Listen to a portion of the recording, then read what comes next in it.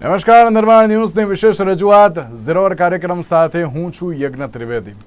દર્શક મિત્રો, ઝીરો અવર કાર્યક્રમમાં આજે આપણે ચર્ચા કરવા જઈ રહ્યા છીએ એક મહત્વપૂર્ણ બાબત, પેટા ચૂંટણી. પેટા ચૂંટણીનો જંગ જે છેલ્લા ઘણા સમયથી ચર્ચાતો હતો કે આ વખતે કેવા પ્રકારની પરિસ્થિતિ થશે, શું થશે, શું નહીં, તેમ ઇતિહાસ ઉપર પણ આપણે ચર્ચા વિચારણા કરી છે કે જ્યારે કડીની વાત કરીએ તો કડી એસસી બેઠક છે, ભારતીય જનતા પાર્ટી પાસેની જે આ બેઠક છે, પણ સવાલ એ છે કે આ વખતે ભારતીય જનતા પાર્ટી તેમાં જીતશે કે કેમ. કારણ કે એમ કહેવામાં આવે છે કે કડી બેઠક એ અત્યારે હાલ તો કોંગ્રેસ પાસે હતી પહેલાં, પરંતુ ત્યારબાદ કરસન જે કહી શકાય કે કરસનસિંહ સોલંકી પાસે અત્યારે હાલ તો જે જતી રહી કરસનભાઈ, કે જે એક બહુ સારા વ્યક્તિ હતા કે જેઓ દિવંગત થઈ ગયા અને ત્યારબાદ આ બેઠક ખાલી પડી. કરસનભાઈ સોલંકીની વાત કરું તો કરસનભાઈ સોલંકી જે પ્રમાણે એમ કહેવાય ને કે કોઈ પણ અત્યારે હાલ તો મતદાતા હોય તેમને જઈને તેમની સાથે વાત કરીને એમના પ્રશ્નો અત્યારે હાલ તો ઉજાગર કરે તેવી બાબત જોવા મળતી હતી. ત્યારે આ હોમગ્રાઉન્ડ ઉપર આ વખતે ભાજપ અને કોંગ્રેસે પોતપોતાના ઉમેદવારો તો જાહેર કરી દીધા છે, પણ સવાલ એ છે કે આ વખતે જીતશે કોણ. તેની સાથે હાઈ વોલ્ટેજ મુકાબલો વિસાવદર, કે જે આ વખતે એમ કહેવાય ને કે ભાજપ વર્સેસ આપ તો હતું, પરંતુ આ વખતે કોંગ્રેસ વર્સેસ આપ પણ જોવા મળી રહ્યું છે. કોણ કોના વોટ ખેંચશે તે એક સૌથી મોટો સવાલ જોવા મળતો હોય છે. અને બીજી બાજુ જોવા જઈએ તો વિસાવદર બેઠક આમ પહેલેથી ભારતીય જનતા પાર્ટીની તો નથી જ, એટલે કે પક્ષની નથી.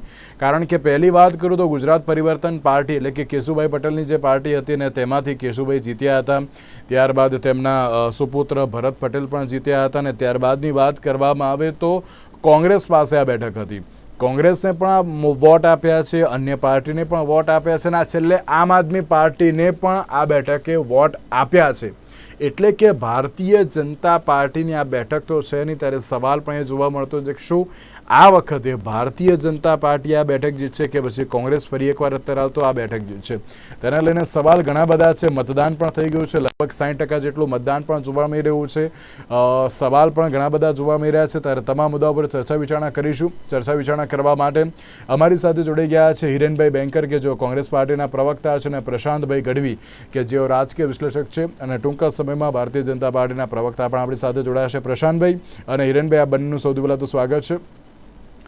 પ્રશાંતભાઈ, શરૂઆત મારે આપનાથી કરવી છે કે જ્યારે આપણે કડીની વાત કરતા હોઈએ, કડી વિધાનસભા બેઠક એ નો ડાઉટ કે દિવંગત જે ધારાસભ્ય કરસનભાઈ સોલંકી અત્યારે હાલ તો જે એક્સપાયર થયા, અને પછી આ બેઠક ઉપર અત્યારે હાલ તો જે પેટા ચૂંટણીનું જે આયોજન થયું, પરંતુ આ વખતની વાત કરીએ તો આ વખતે ક્યાંક એમ જોવા જઈએ ને તો ચાવડા વર્સિસ ચાવડા તો અત્યારે હાલ તો જોવા મળી રહ્યું છે. અને રાજેન્દ્ર ચાવડા પણ બહુ જૂનું નામ છે, રમેશ ચાવડા પણ પહેલાં જીતેલા છે. આ વખતે લાગે છે 60% મતદાનમાં અત્યારે હાલ તો કોંગ્રેસ કે પછી ભાજપ કોણ જીતશે? કડીની બેઠક જ્યાં સુધી નીતિનભાઈ પાસે હતી 2007 સુધી, ત્યારબાદ એ રિઝર્વેશનમાં આવી છે 2009 થી. એટલે ત્યાં સુધી નીતિનભાઈ અકબંધ રાખવાનો પ્રયત્ન કર્યો, ને એટલા માટે જ કડી અને આજુબાજુનો સહકારી ક્ષેત્ર ઉપર એમનો દબદબો રહ્યો, જે હજી સુધી ચાલતો હોય. ઇવન અત્યારે પણ કડીમાં ઉમેદવાર પસંદ કરવા હોય તો આપણે નીતિનભાઈને લઈને ઘણા બધા ન્યૂઝ સાંભળ્યા હતા. ત્યારબાદ આ બેઠકે સ્વિંગ મારવાનું ચાલુ કર્યું, કારણ કે એક તો એસસીમાં પરિણમ્યું. બીજું કે આ કડી બેઠકનું જ્ઞાતિગત સમીકરણ તો એક દલિત વોટ, બીજા ઠાકોરના વોટ, આ બે છે. હવે એક સમય એવો હતો કે આ કોંગ્રેસ માટે એસસી, એસટી, ઓબીસી માઇનોરિટી એમનો એક કમિટેડ વોટ બેંક કહેવાતી. એટલે એમાં ઠાકોર પણ આવી જાય, ને દલિત પણ આવી જાય, ને મુસ્લિમ પણ આવી જાય. આ ત્રણેયથી ભરેલી આ બેઠક ક્યાંક ને ક્યાંક કોંગ્રેસના ફાળે ક્યાંક જતી હતી. પણ અને ગઈ વખતે 2022ના બીજેપીના એક મોટા પવનમાં આ બેઠક કરસનભાઈ સોલંકી જીત્યા. એમનું અકાળે નિધન થયું, બેઠક ખાલી પડી. પછી આ સીટને ભરવા માટેની ખેંચતાણ, કારણ કે ખબર હતી કે નિધન થયું એટલે ગમે ત્યારે એને વિસાવદર એ જ વખતે ભૂપતભાઈ ભાયણીએ કેસ પાછો ખેંચ્યો, એટલે ચૂંટણી જાહેર થવાની હતી. તો બંનેને ભેગી કરવી હોય તો બધા માટે એક મોટો પ્રાણ પ્રશ્ન, કેવા ઉમેદવાર અહીંથી સારા લાવવા. કારણ કે એક તો રિઝર્વ સીટ વત્તા એની અંદર પણ રિઝર્વેશનની અંદર પણ રિઝર્વેશન, ત્યારે અમારે રોહિત સમાજમાંથી કે વણકર સમાજમાંથી એની બહુ લાંબી ખેંચતાણ ભારતીય જનતા પાર્ટી માટે ખૂબ ચાલી હતી. અને છેલ્લી ઘડી સુધી આનો નિવેડો નહોતો આવતો અને એટલા માટે ભારતીય જનતા પાર્ટી ખૂબ જૂના કસાયેલા એક કાર્યકરને ઉપાડી અને લાવ્યા કે ભાઈ ચલો આમને આપો બધાને અંદર અંદર અત્યારે બજવાડવા એના કરતા વિસાવદરમાં આખી પરિસ્થિતિ બદલાઈ ગઈ.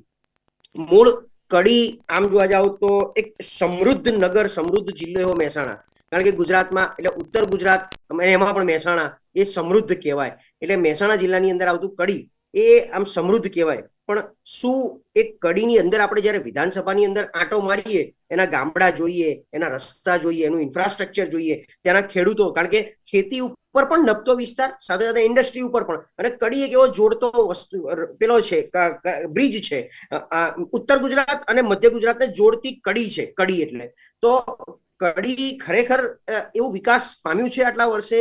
આપણે જે વાત કરીએ, કારણ કે નીતિનભાઈ જેવા ડેપ્યુટી સીએમ, એક સમયના ડેપ્યુટી સીએમ જે કડીમાંથી આવે છે, તો એમણે પણ એટલી ચિંતા જો ધરાઈ છે તો રાજ્યનો મુખ્યમંત્રી, જેમ આપણે વિસાવદરને ઠપકો આપીએ કે વિસાવદરે ભારતીય જનતા પાર્ટીના પહેલા મુખ્યમંત્રી આપ્યા કેશુભાઈ પટેલ, તો કેશુભાઈ કે ભારતીય જનતા પાર્ટીએ વિસાવદરને એટલું વિકાસ કે ડેવલપ કર્યું, એ જ રીતે કડીને શું આપણે કર્યું છે. કડીના નાના નાના ઝીણા ઝીણા પ્રશ્નો આજે હું ઘણી બધી જગ્યાએ ચર્ચા સાંભળતો હતો, તો હજી પણ કે ચોમાસું આવે તો રોડ રસ્તા ગટરના પાણી ભરાઈ જવાના પ્રશ્નો, ગંદકીના પ્રશ્નો, નગરપાલિકાના કચરા, આ બધી વસ્તુઓ તો એટલે આવતી જ હોય છે રોજ બરોજમાં.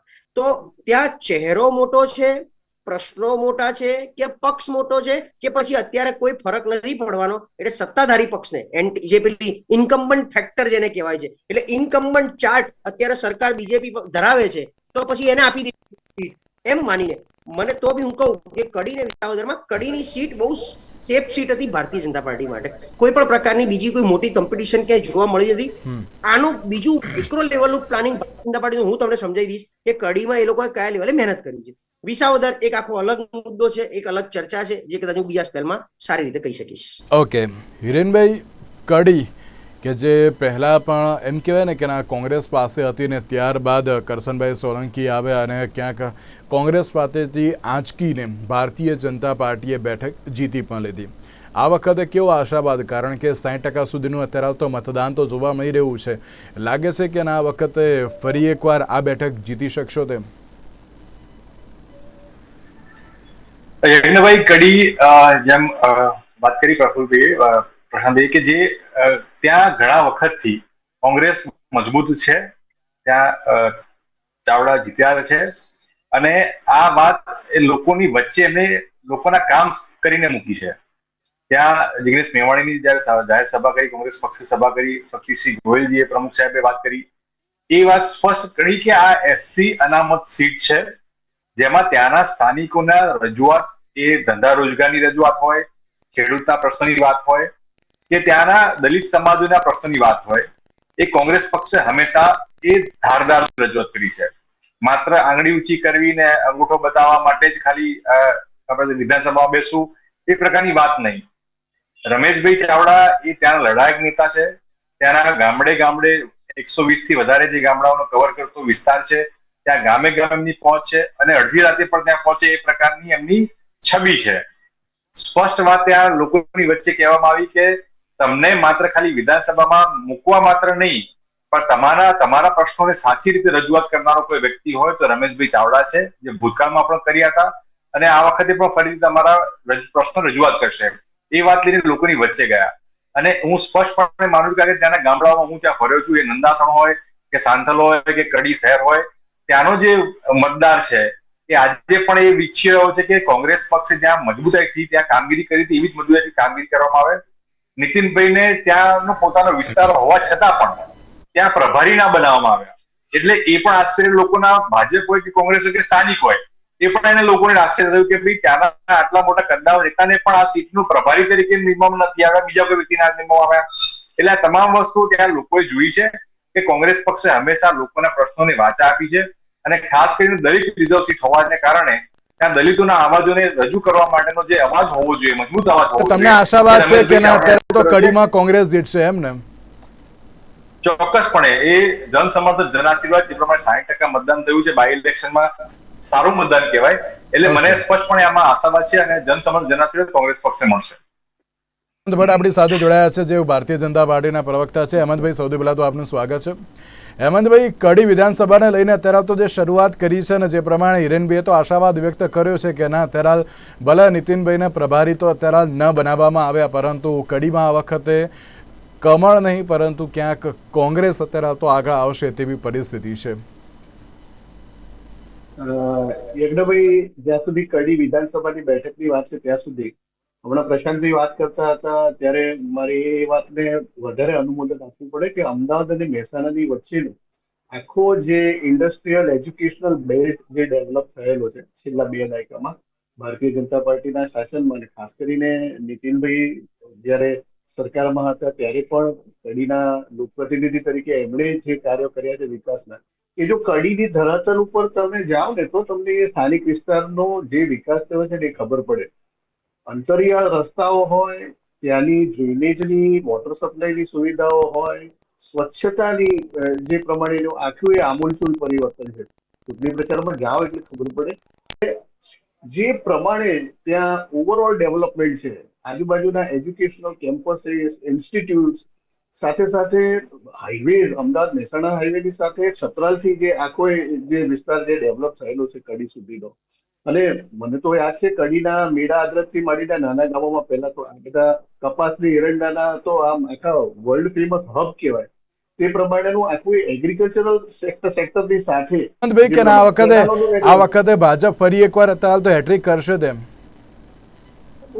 એટલે આમાં નિર્વિવાદ અને નિઃશંક બાબત છે, એટલા માટે કે જે પ્રમાણેના વિકાસના કાર્ય થયા છે કડીમાં, તમે સામાન્ય કોઈ પણ જણને પૂછો ને પ્રચાર દરમિયાન જે અનુભવ્યું છે તે પ્રમાણે કે બીજો કોઈ વિચાર જ ના હોઈ શકે. કરશનભાઈએ જે કામ કર્યું એના પહેલા નીતિનભાઈએ જે કામ કર્યું એ જ રાજેન્દ્રભાઈ આગળ કરવાના છે ને. જૂના જનસંઘી કાર્યકર છે, 1980 થી ભારતીય જનતા પાર્ટીના સ્થાપનાથી જે કાર્યકર ભારતીય જનતા પાર્ટી સાથે જોડાયેલા છે, એવા જયારે અદના કાર્યકર કડીમાં જયારે ચૂંટણી લડતા હોય, સમર્પિત કાર્યકર જયારે ચૂંટણી લડતા હોય, અને પાછા એટલે આશાવાદ છે કે ના અત્યારે કડી જીતી જશો એમ ને હેમંતભાઈ? ના બનાવવા વાળો ઇસ્યુ બને એમ થાય નીતિનભાઈ નું કદ એમ નહીં હેમંતભાઈ એટલે આશા છે કે ના અત્યારે લેટ્રિક કરશો તેમ? વિધાઉટ એની ડાઉટ. ઓકે, ચલો, ઓકે, યસ, ઓકે. પેટા ચૂંટણીનો હાઈ વોલ્ટેજ મુકાબલો પ્રશાંતભાઈ, વિસાવદર બેઠક. મેં શરૂઆતમાં કહ્યું ને કે આપ વર્સિસ કોંગ્રેસ, ભાજપ વર્સિસ કોંગ્રેસ. અત્યારે તો જે જોવા મળી રહ્યું છે, ગોપાલ ઇટાલિયા દ્વારા છેલ્લા ઘણા દિવસો સ્ટિંગ ઓપરેશન કરવામાં આવે. અત્યાર સુધી તો ભારતીય જનતા પાર્ટી ઉપર આક્ષેપો થતા હતા, પરંતુ આ વખતે કોંગ્રેસ પર પણ તેમણે આક્ષેપ કર્યા છે. શું લાગી રહ્યું છે વિસાવદર બેઠકને લઈને? કારણ કે મતદાનના આંકડા પર અત્યારે તો જે 60% આસપાસ જોવા મળી રહ્યા છે. કઈ રીતે જોઈ રહ્યા છો આપ તેના? આમ આદમી પાર્ટી આગળ જતા રાજનીતિ કરે ના કરે ગુજરાતમાં ખબર નથી, પણ જો વિસાવદરમાં ઉમેદવાર ના ઉભો રાખે તો બહુ મોટી શાખ ઉપર આવી જતો હતો સવાલ, અને એટલા માટે એમણે ગોપાલભાઈ ઇટાલિયાને પસંદ કરી લીધા અને ત્યાંથી એમને લડાવવાનો પ્રયત્ન કર્યો. આમ તો ત્યાંથી સુરતથી તો હારીને આવ્યા હતા, વરાછાથી તો અહીંયા એટલે આ કોંગ્રેસે એકચ્યુઅલી શીખવાનું હતું. જેમ લોકસભામાં રૂપાલા સાહેબ સામે કોઈ લડી ના શકે ને પરેશ ધાનાણી જેવો ચહેરો જો લઈ આવે એક સમયે, એ સારો ચહેરો કહેવાય. એમ વિસાવદરમાં કોંગ્રેસે આ કરવા જેવું હતું. આને હાઈ પ્રોફાઇલ બનાવવા માટે એક હાઈ પ્રોફાઇલ ચહેરો લાવવાની જરૂર હતી, જે ભલે કદાચ નીતિનભાઈ સ્થાનિક હશે, રોજબરોજના પ્રશ્નો સમજતા હશે, પણ જે રીતે કિરીટ પટેલ બળબોલા નેતા અને સામે ગોપાલ ઇટાલિયા એ એનથી પણ બળબોલા નેતા, તો કોંગ્રેસ ક્યાંક આ બહુ સાયલેન્ટ સી દેખાતી હતી.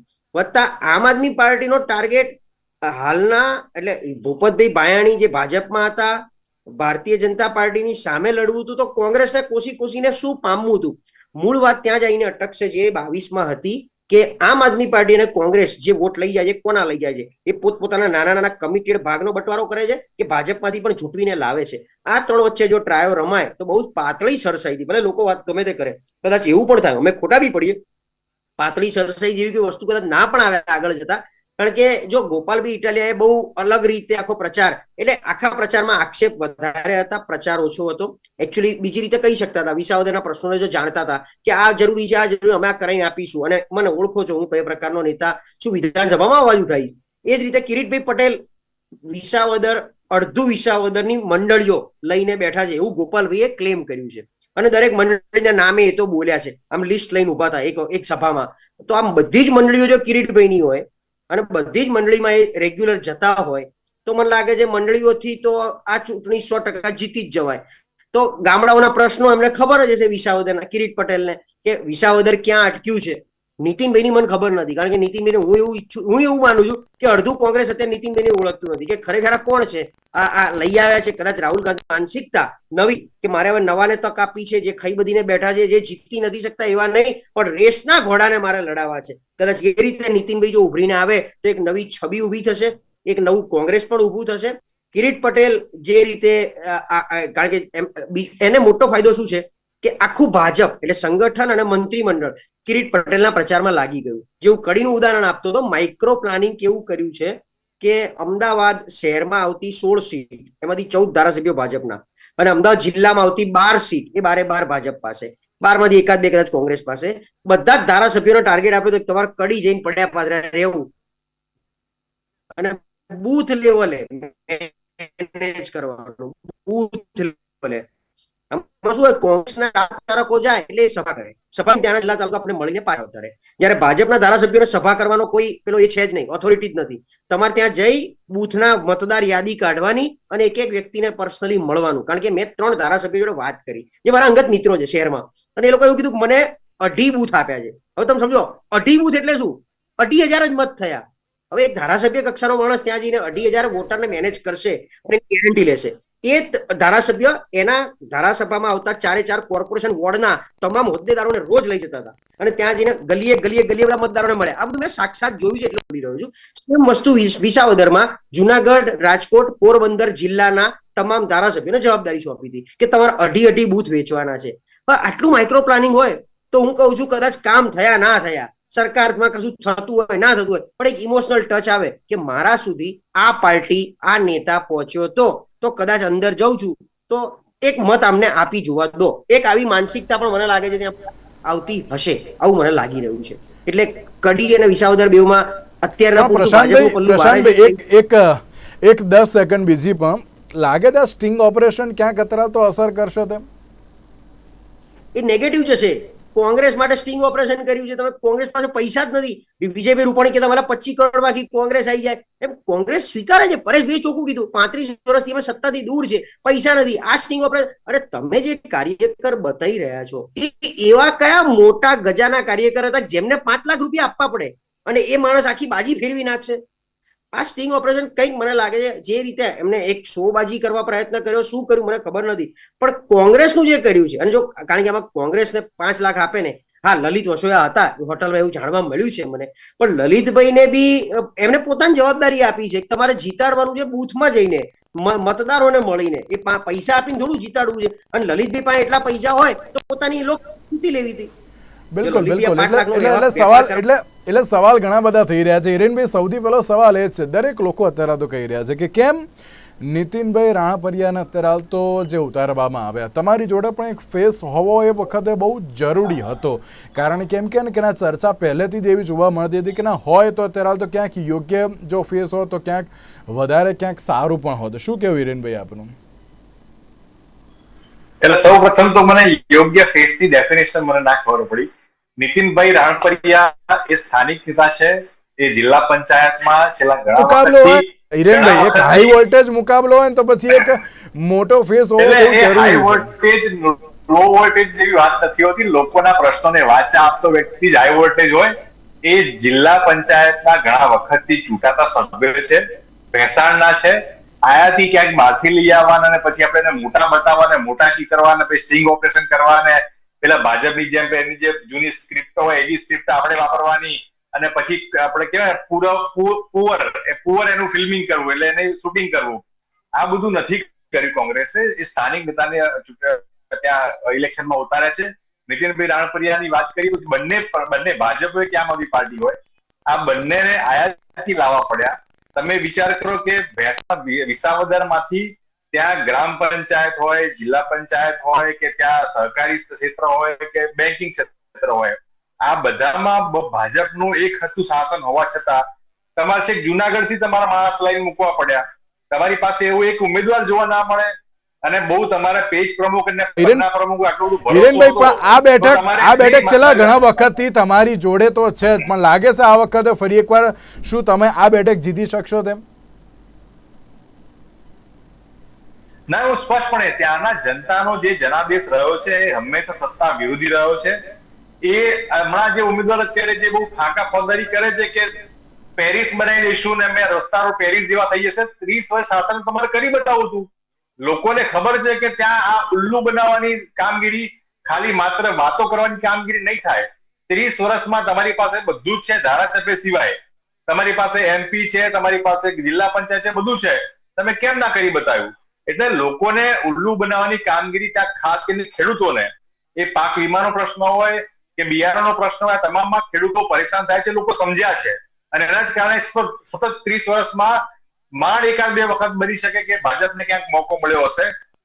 બાકી વિપક્ષમાં એ ખેડૂતોના અવાજને રજૂ કરનારો જે વ્યક્તિ હોય એમાં એક મોકો આપીને પણ જોઈ લીધો કે આ ભાજપના ત્રાસથી જે કોંગ્રેસને મોકો મળતો હતો, વચ્ચે એક પાર્ટીને, આમ આદમી પાર્ટીને પણ આપીને મોકો જોયો. જે કોંગ્રેસ એમ કહેતી હતી કે તમારા તો ઉમેદવાર જતા રહે છે ભાજપમાં, અમારો નહીં જાય, પણ જે હમણાં 2 વર્ષથી જતા રહ્યા હતા એ વ્યક્તિને હવે છેલ્લા 2 મહિના પછી હવે ગોપાલભાઈ યાદ આવે છે કે ભૂપતભાઈ જતા રહ્યા, હવે મારે વિસાવદરને બચાવવા આવવું પડશે, અને પછી કૂદી પડ્યા.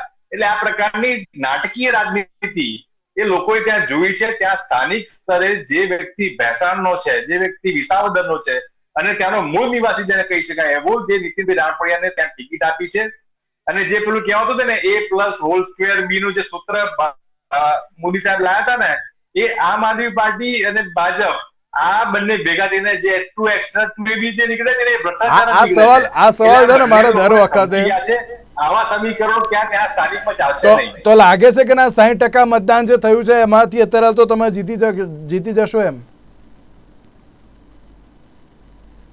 મને સ્પષ્ટપણે કે ભાજપના જેમ પ્રશાંતભાઈ વાત કરી કે આખા બાજુના વિસ્તારના તમામ હું એટલા માટે આ સવાલ કરું છું કારણ કે 10 વર્ષથી તમારું ત્યાં શાસન હતું, એટલે કે કોંગ્રેસ પાર્ટીનું, અને પછી ક્યાંક આમ આદમી પાર્ટી આવી છે, એટલા માટે સવાલ થાય છે. એટલે હું કોઈ ધારાસભ્ય ત્યાં હતા, ત્યાં ભારતીય જનતા પાર્ટી તો શાંતિથી સુઈ જવું જોઈતું હતું કે અમારું પાસે બધું જ છે, બધી મશીનરી છે, અમારી પાસે સહકારી ક્ષેત્ર છે, બેંકિંગ બધું છે. ત્યાં છતાં ત્યાં આખું તમે બધા લોકોને ત્યાં ઉતારી દેવા પડે અને પછી પણ ત્યાં કોઈ ચિત્ર ઉપસે નહીં.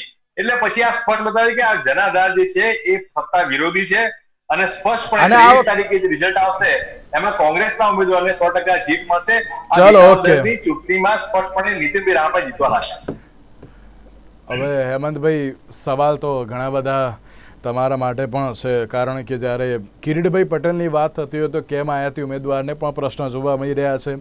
બીજી બાજુ દર વખતે એક સવાલ હેમંતભાઈ, ભારતીય જનતા પાર્ટી ઉપર આક્ષેપ તો અત્યારે થતો જ હોય છે કે ભારતીય જનતા પાર્ટી સત્તાનો ક્યાંક દુરુપયોગ કરે છે. ગોપાલ ઇટાલિયાએ પણ જે રીતે કહ્યું હતું કે ના, અત્યારે ભારતીય જનતા પાર્ટી સત્તાનો દુરુપયોગ કરીને ગમે તેમ કરીને વોટ ખેંચવાનો એક પ્રયત્ન અત્યારે તો કરતી હોય છે. તો બીજી બાજુ સવાલ એ પણ છે કે જ્યારે તમારી પાસે જો આટલા બધા નેતા છે તો કેમ અત્યારે ડરી ગઈ છે? એટલા માટે ભારતીય જનતા પાર્ટીએ આટલા બધા અત્યારે તો ક્યાં આખી ફોજ ઉતારી દીધી છે ત્યાં, એવો પણ એક આક્ષેપ અત્યારે તો થઈ રહ્યો છે. શું કહેશો હેમંતભાઈ?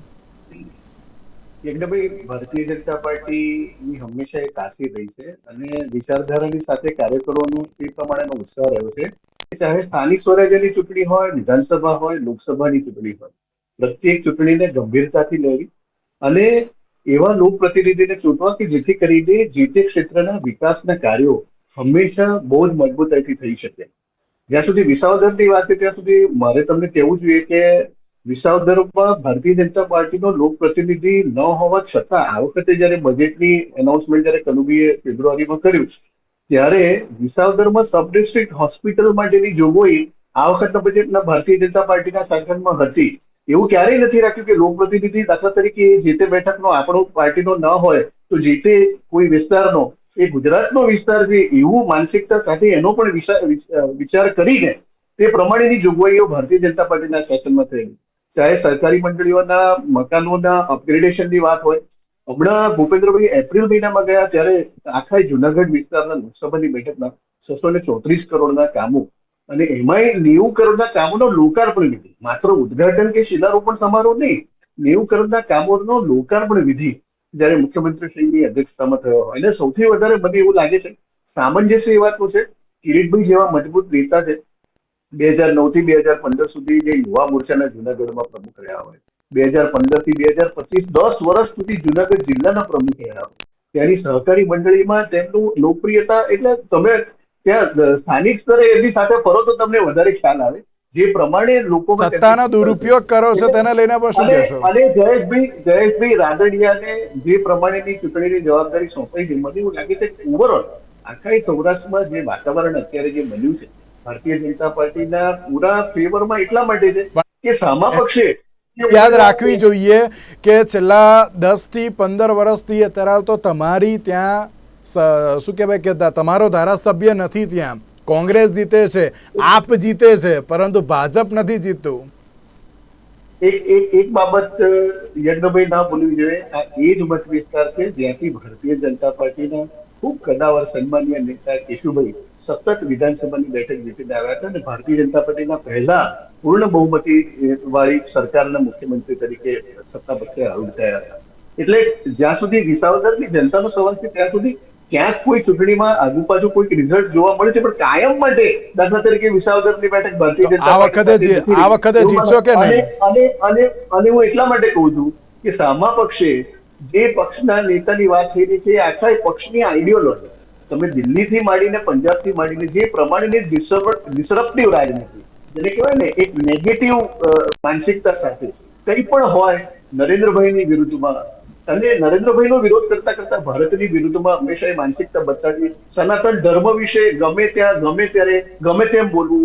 આજના ભારતીય જનતા પાર્ટીની ગુજરાત સરકારના મુખ્યમંત્રીશ્રીથી માંડીને ગૃહમંત્રીશ્રી માટે થઈને ગમે તેવા અપશબ્દો બોલવા. એક વસ્તુ યજ્ઞભાઈ યાદ રાખવા જેવી છે, સોશિયલ મીડિયા પર તમને 5000 સમર્થકો તમારા ફેવરમાં લખે એનાથી કોઈ એક પાર્ટીના ઉમેદવાર એવું માનતા હોય કે આ ગુજરાત રાજ્યના બહુ લોકપ્રિય ઉમેદવાર છે. હેમંતભાઈ આશાવાદ કેટલો? હેમંતભાઈ આશાવાદ કેટલો? 62,000 વોટથી સુરતમાં હાર્યા હતા. અહીંયા એ જ પરિસ્થિતિ ના થાય તો એની નવાઈની યજ્ઞભાઈ યાદ રાખજો, કારણ કે ગુજરાતની શાણી પ્રજા છે ને બધા સોશિયલ મીડિયા ઉપર એ પોતાનો અભિપ્રાય નથી આપતા. એ મતદાન મથકમાં ઈવીએમ ઉપર બટન આપે છે અને એ ઉમેદવારને 23મી તારીખે એમને આશાવાદ કેટલો? હેમંતભાઈ આશાવાદ કેટલો? પૂરેપૂરો સંપૂર્ણ શ્રદ્ધા સાથે. ચલો ઓકે એટલે હવે જોવાનું એ રહ્યું કે જ્યારે વિધાનસભાની પેટા ચૂંટણી હોય ત્યારે આ વિધાનસભાની પેટા ચૂંટણીમાં બંને પાર્ટીઓ તરાલ આશાવાદ તો તરાલ વ્યક્ત કરી રહી છે, પણ સવાલ એ છે કે જ્યારે કડીની વાત કરીએ તો કડીમાં જે પ્રમાણે વોટિંગ થયું હતું ગઈ વખત એટલે કે 2022માં તેના કરતાં થોડુંક ઓછું થયું છે, પ્લસ વિસાવદરમાં આ વખતે 2% કે 3% વધ્યું છે એવી બાબત પણ અત્યારે તો સામે આવી છે. હવે જોવાનું એ રહ્યું કે મતદાન તો થઈ ગયું, પરંતુ રિઝલ્ટ કયા પક્ષના અત્યારે તો હાથમાં આવે છે. તેની સાથે જ હેમંતભાઈ, હિરેનભાઈ અને પ્રશાંતભાઈ, આપ ત્રણના આભાર અમારી સાથે ચર્ચા વિચારણામાં જોડાવા માટે. તો આજના વિશેષ કાર્યક્રમમાં મને આપશો રજા. નમસ્કાર.